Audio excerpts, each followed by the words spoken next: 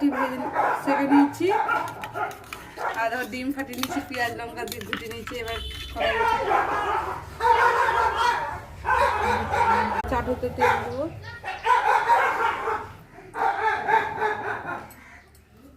ফাটানো হয়ে গেছে, এবার দিচ্ছি।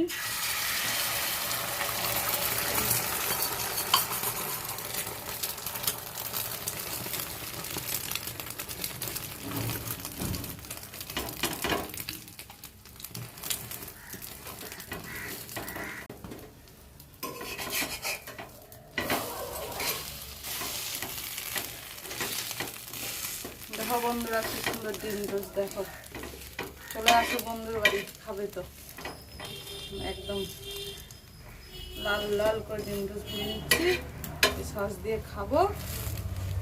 কেমন লাগছে অবশ্যই কমেন্টে জানাবে।